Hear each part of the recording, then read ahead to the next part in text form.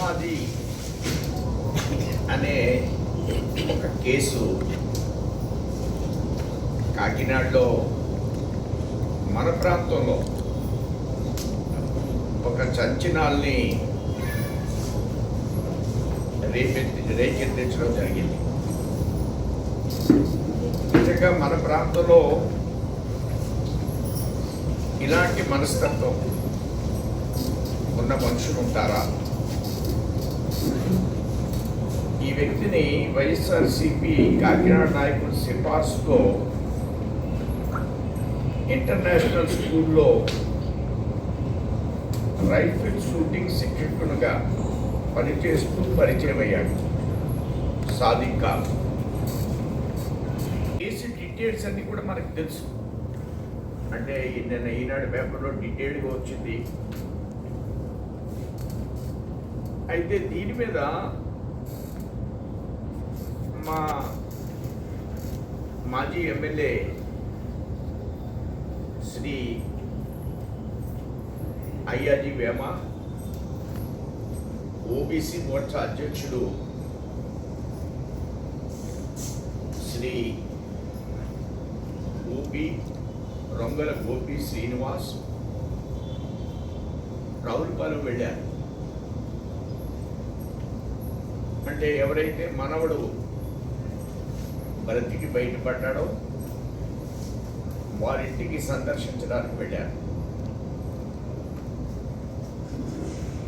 కానీ వారిని ఎవరిని కూడా మాట్లాడడానికి పోలీసులు అవకాశం కల్పించడం లేదు. చాలా భయపెడుతున్నారు. ఏ విషయాలు బయటికి చెప్పొద్దు, గోప్యంగా ఉంచాలి. మిగిలింది ఆ అబ్బాయి ఒక్కడే, మనవాడు ఒక్కడే. కుటుంబం పూర్తిగా ఆ అమ్మాయి తల్లి, తండ్రి, ఆ అమ్మాయి ముగ్గురు మరణించారు. ఇది ఘోరమైనటువంటి అమానుషమైనటువంటి విషయం. ఇతనికి చాలా ఇంటర్నేషనల్గా లింకులు ఉన్నటువంటి వ్యక్తి. ఒక 3 రోజుల్లో అతను ఢిల్లీకి చేరిన సందర్భంలో 3 రోజుల్లో అతను ఏ ప్రాంతాల్లో ఎవరు షెల్టర్ ఇచ్చారు తనకి. కాకినాడలో సెల్లను వదిలేసి వెళ్ళాడు.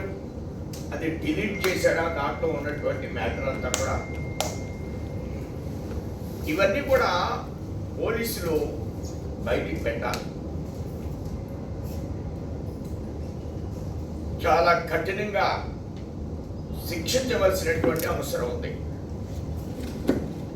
ఎన్ని సెక్షన్లు అయినా ఒక వ్యక్తిని ఇంజక్షన్తో చంపడం, మతం తీసుకోండి, తీసుకుని ఆల్రెడీ కొంత ఆస్తి తీసేసుకున్నాడు. మరో 10 కోట్ల ఆస్తి నా పేరని రాయండి, నన్ను పెళ్లి చేసుకోండి. ఎంత తెగింపు అతనికి! భర్తను చంపేసి కొడుకును కూడా చంపేయాలి, నేను చంపేస్తానని కుటుంబాన్ని రోడ్డు మీద పెట్టేటువంటి ధైర్యం చేశాడంటే అతను ఎంత మతోన్మాది, అతని వెనకాల ఎవరున్నారు? ఒక వ్యక్తి ఆలోచన కాదు ఇది, ఒక శక్తి ఆలోచన, ఒక ముఠా ఆలోచన. దీన్ని బయట పెట్టవలసినటువంటి అవసరం పోలీసులకు ఉంది. ఐబీ కూడా చాలా సివియర్గా యాక్ట్ చేయాలి దీంట్లో. IB government of India department. నిన్న నేను ఐబీ ఏఎస్ఐ ఉన్న అక్కడ జాయింట్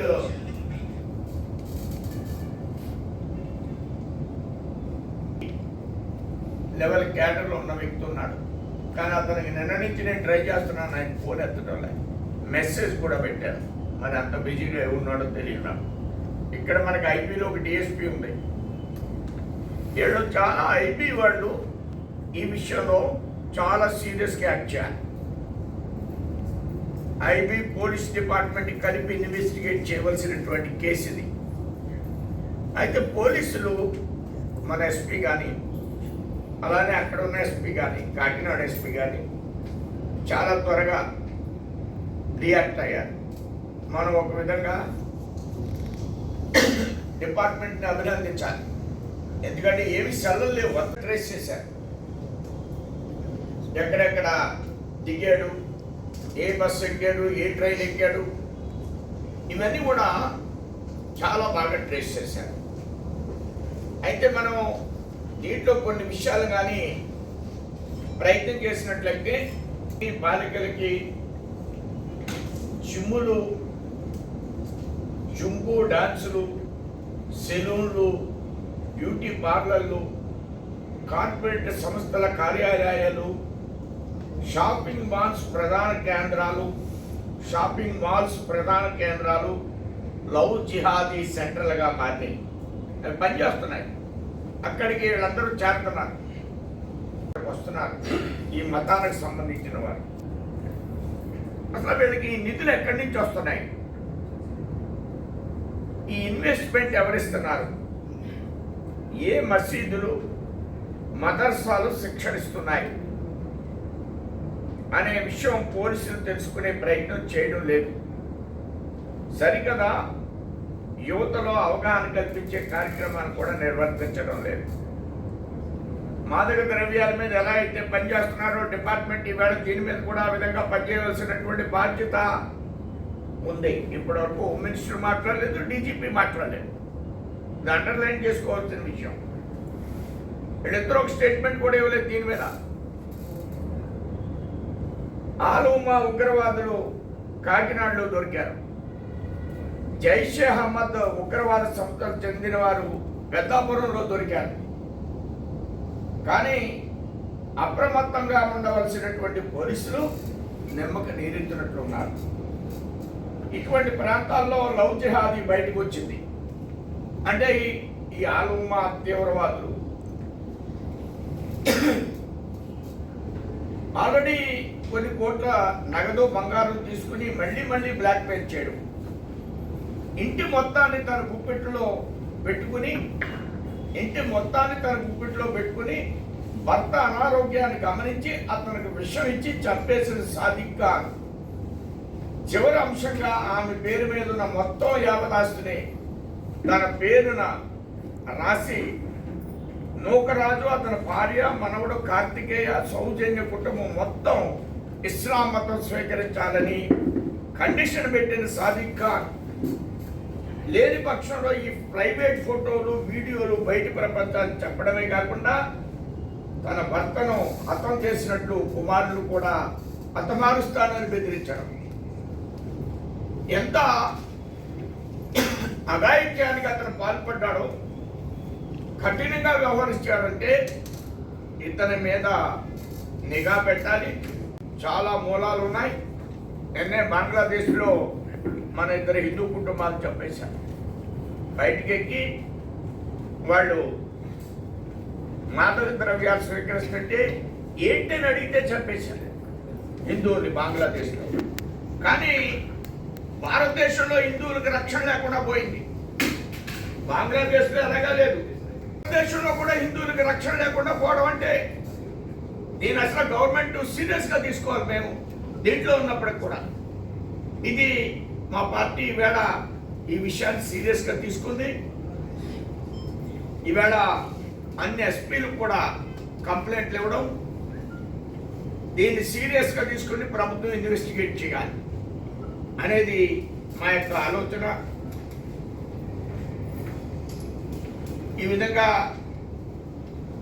ప్రభుత్వం వెంటనే డీజీపీ, హోంమంత్రి దీని మీద